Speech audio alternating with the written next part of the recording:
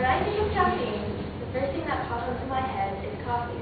Being a coffee lover myself, I generally get coffee for the caffeine it has to get me up in the morning or to keep me awake when I'm cramming for a test late at night. So knowing that I love coffee and the caffeine it provides, I want to further investigate the different aspects of caffeine. Caffeine is a drug that is naturally produced in the leaves and seeds of many plants. It is also produced artificially and added to certain foods. Caffeine is defined as a drug because it stimulates the central nervous system, causing increased alertness. Caffeine gives most people a temporary energy boost and elevates mood. I've been doing some thorough research on this topic for a while now, and I've researched both the positive and negative effects of caffeine in order to give a fair opinion. I'm sure most of us have had caffeine at one point or another, whether it be in an energy drink, coffee, tea, a variety of different foods, or prescription drugs.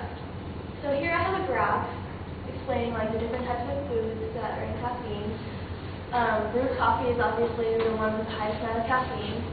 And then there's tea, Mountain Dew, Snapple, Diet Coke, Coke, hot chocolate, 7-Up, and Red Bull. So today I will be comparing the positive and negative aspects of caffeine and whether or not it is good overall for the body. I'm going to start with the positive features of caffeine. Caffeine can benefit the body in many ways. According to Dr. Judith Richmond, women's health expert, physician correspondent for the Today Show, and best-selling author, caffeine prevents sleepiness and sharpens your thinking by blocking the action or neurotransmitter adenosine. It can lift your mood by affecting another neurotransmitter called dopamine. It also revs you up and releases of adrenaline. Another benefit, according to Richmond, is that it can actually improve muscle coordination and strength. If consumed just prior to exercise, it can, to a small extent, help your muscles burn calories. Lastly, in an article by Marshall Brain and Charles Bryant of HealthThatWorks.com, a Harvard University study examined 126,000 people over an 18-year period. The findings indicated that people who drink 1 to 3 cups of coffee a day are up to 9% less likely to contract diabetes. Men who drink 6 or more cups of coffee per day slash their chances of contracting diabetes by 54%, and women by 30%. Although these facts on caffeine seem very optimistic, they have negative effects as well. Caffeine can have a negative effect on the body.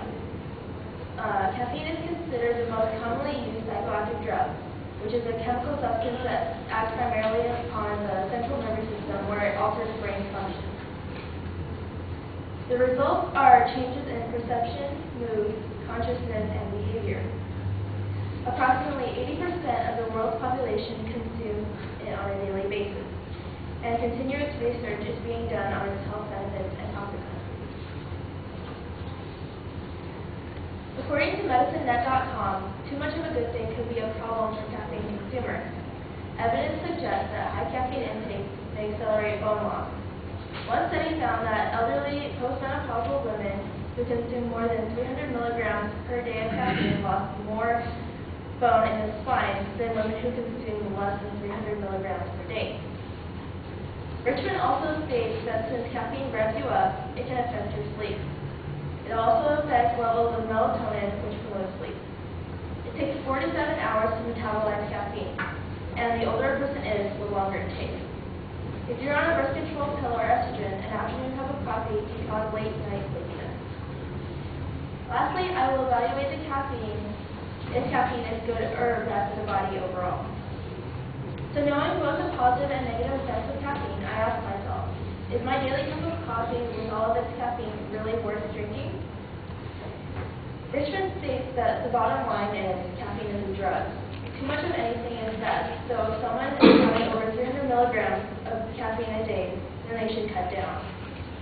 MedicineNet.com states that the effects of caffeine abstinence in humans claim that the withdrawal symptoms experienced are proof of physical dependence.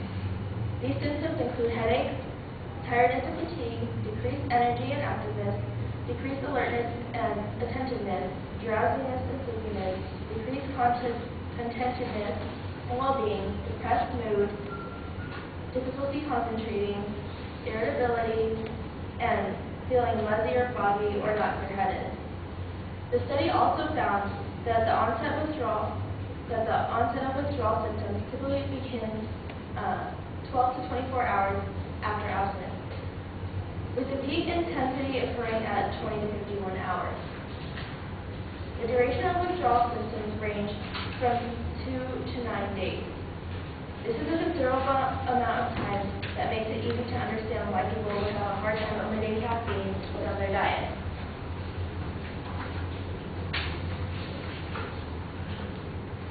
Yet having under 200 milligrams per day of caffeine isn't bad.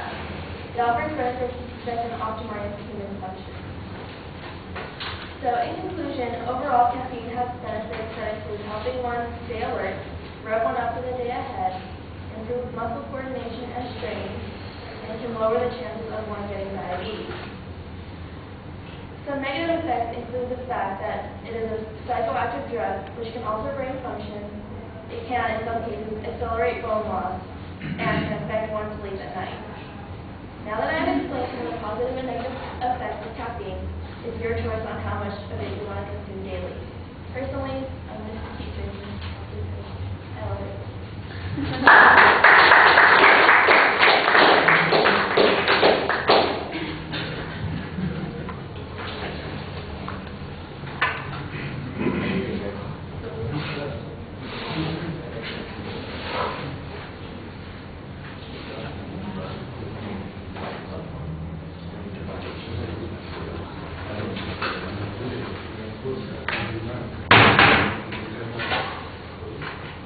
Well, since Gary isn't here, we'll just go ahead and I'll tell you what I thought. You've got an okay personal story to get started. Your topic is very clear. The thesis statement and the preview are functionally the same thing. You're on the brink of making a persuasive statement, so you might want to be a little careful about that at the end, although I did like the way you personalized it at the end. I thought you did an excellent job citing material in the presentation, talking about things. Sometimes we just get the study or we get some statistic and it needs a little bit more context to make it interesting, an example or an illustration to draw us in, but there is good content in the speech. It's easy to follow. Everything's organized pretty well. The signposts are clear. As you were going from one point to another on the from the first to the second point, I thought it was a little abrupt. It just seemed like, you know, you turned on a dime and there wasn't much transition, although it's clear that you're moving from one idea to the next. It's a little bit smoother on the second to the third point. On the visual materials, the bar graph is up there long after you're done making reference to it.